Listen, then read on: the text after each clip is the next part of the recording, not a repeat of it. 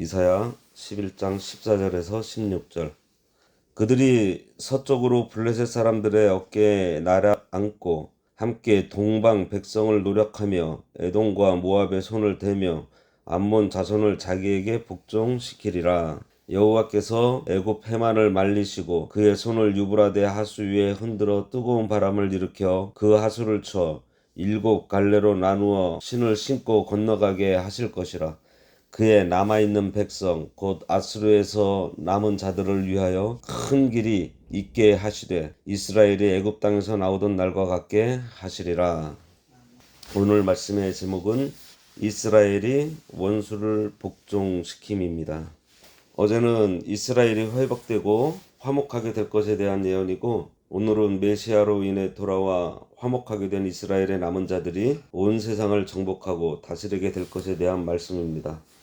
14절에 그들이 서쪽으로 블레셋 사람들의 어깨에 날아앉고 함께 동방 백성을 노력하며 에돔과 모압의 손을 대며 암몬 자손을 자기에게 복종시키리라. 여기서 그들은 메시아의 오심으로 인해 먼 지방에서 돌아온 이스라엘 백성들, 남은 자들을 얘기를 합니다. 이 예언은 당시 이스라엘의 최대 숙적이었던 블레셋을 포함한 주변 이웃 국가들을 정복한다는 내용이에요. 1차적으로는 장차 포로에서 귀환할 이스라엘 민족이 주변 국가들을 무력으로 정복하기보다는 우월한 권력을 행사한다는 것을 의미하고 있고, 궁극적으로는 영적 이스라엘인 하나님의 교회가 주목할 만한 것이 없다고 할지라도 복음으로 세계를 정복할 것과, 종말론적으로 세상의 공중 권세 잡은 자 마귀를 완전히 쳐서 복종시켜 지배하게 될 것을 뜻하고 있습니다.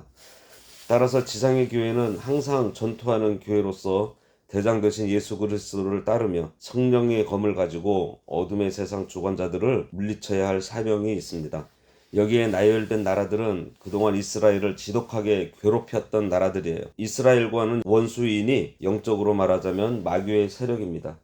하나님 앞에서 은혜를 입어 화평을 이루게 되니 사탄을 이길 수 있게 된 거예요. 사탄은 형제들 사이에서도 서로 높아지는 마음을 주어 충동질하며 싸움을 붙이지만, 그리스도께서 오심으로 우리는 서로 사랑하고 화목하게 되므로 사탄의 유혹에 넘어가지 않고 이기게 됩니다. 사탄은 간사한 이간자예요. 그래서 우리들로 형제를 보며 야, 저것 봐라, 저거 아무것도 아는 것이 똑똑한 척하네, 네가 가서 한마디 해서 길을 확 꺾어버려 하면서 우리들을 자꾸 충동질하며 싸우도록 유도합니다.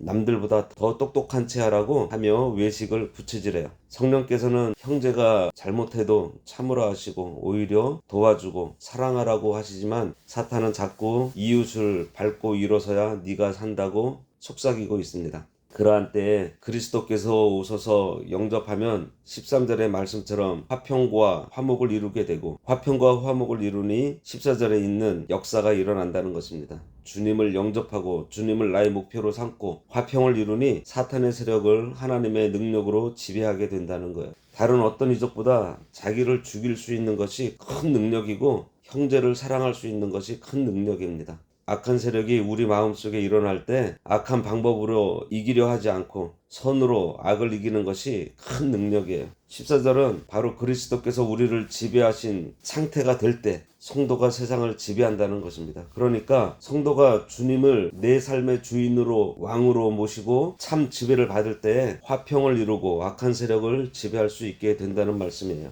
15절에 여호와께서 애굽 해만을 말리시고 그의 손을 유브라데 하수 위에 흔들어 뜨거운 바람을 일으켜 그 하수를 쳐 7갈래로 나누어 신을 신고 건너가게 하실 것이라. 애굽 해만은 애굽의 바다의 혀라는 뜻입니다. 이것은 홍해 바다가 혀의 모양처럼 생겼기 때문에 그래요. 우리가 지도를 펴서 홍해를 보면 꼭 혀처럼 생겼다는 것을 발견할 수 있습니다. 그러니까 홍해를 시적으로 표현하고 있는 거예요. 이스라엘이 홍해 앞에서 당황할 때 하나님께서 그 홍해물을 갈라서 마른 땅에 대로같이 건너오도록 하신 것처럼, 성도가 가는 길에 만나는 어려운 문제도 바다를 가르듯이 확 열어주시겠다는 말씀입니다. 성도가 가는 길에 어려움이 없지 않아요. 모두 어려움이 있습니다. 그럴 때마다 하나님을 의지하면 그 어려운 길을 통과할 수 있도록 장애물을 깨끗이 치워주신다는 것입니다. 그리고 유브라데 하수는 아수르를 상징하고 있는데, 그것을 손을 들어 쳐서 7갈래로 나누는 것은 과거 아수르 군대가 남유다를 향해서 정복의 손을 흔든 것과 마찬가지로 장차 하나님께서 그들을 향해 정복의 손을 흔든 후에 쳐서 완전히 멸망시킨다는 의미입니다. 또한 유브라데 강을 이야기하는 이유는 이스라엘이 바벨론과 애굽에서 고통을 당했는데 바벨론은 유브라데 강과 티그리스 강이 흘러가는 유역에 있었던 나라이기 때문에 이스라엘이 자기 나라로 돌아가고자 해도 큰 강이 가로막혀 있어서 쉽게 돌아오지 못했는데요. 그 강을 바람을 일으켜 물을 7가닥으로 만드시니 신을 신고도 건널 수 있는 얕은 물이 되도록 하시겠다는 것입니다. 따라서 본문은 1차적으로는 출애굽 당시 하나님께서 친히 바람의 위력을 통해서 바다의 길을 내셔서 그의 백성 이스라엘을 구원하셨듯이 포로로 잡혀갈 이스라엘 백성들을 하나님께서 친히 기적적인 방법을 사용하셔서 약속의 땅으로 귀환시키실 것을 의미하고 있습니다.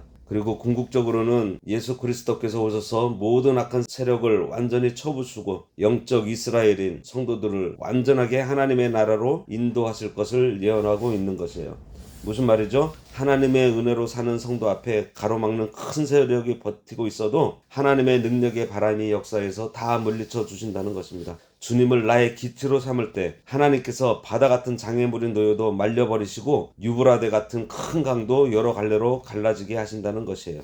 16절 말씀에 그의 남아있는 백성 곧 아수르에서 남은 자들을 위하여 큰 길이 있게 하시되 이스라엘이 애굽 땅에서 나오던 날과 같게 하시리라.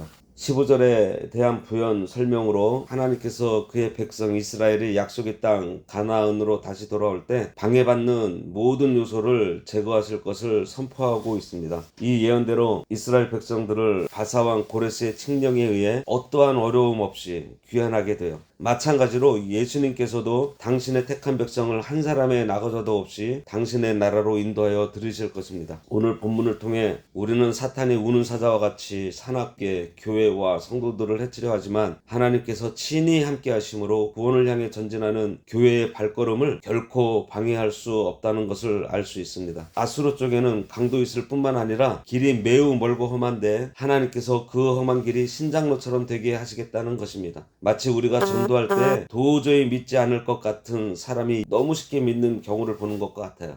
심령의 문이 닫혀있는 사람에게 아무리 열심히 복음을 전해주어도 받아들이지 않습니다. 그러나 하나님께서 함께 하시고 하나님께서 역사해 주시면 사울도 바울이 되었던 것 같이 큰 역사가 나타납니다. 지금 우리는 그날이라 부르는 시대에 살고 있어요. 또 예수님 다시 오실 그날이 가까워지고 있는 때에 살고 있으니 이럴 때 바르게 사는 길이 무엇인지 말씀을 통해서 확실히 깨달아야 하겠습니다.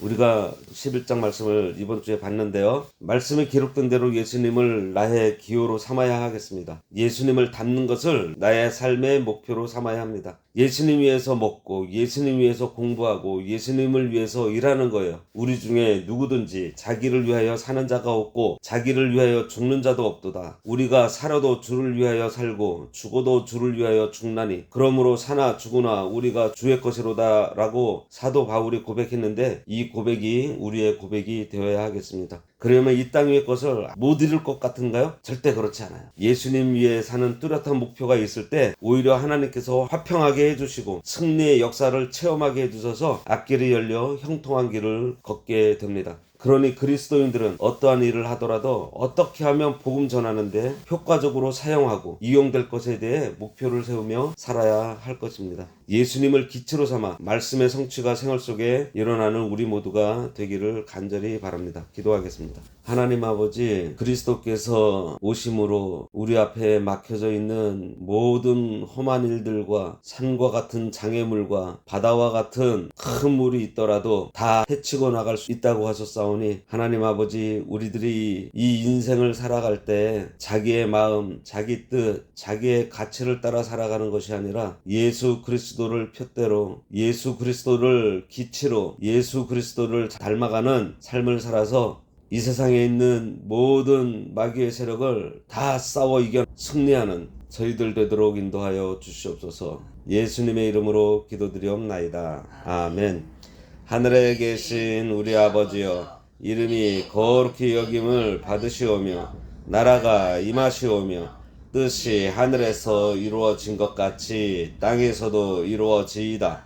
오늘날 우리에게 일용할 양식을 주옵시고 우리가 우리에게 죄 지은 자를 사하여 준 것 같이 우리 죄를 사하여 주옵시고 우리를 시험에 들게 하지 마옵시고 다만 악에서 구하옵소서.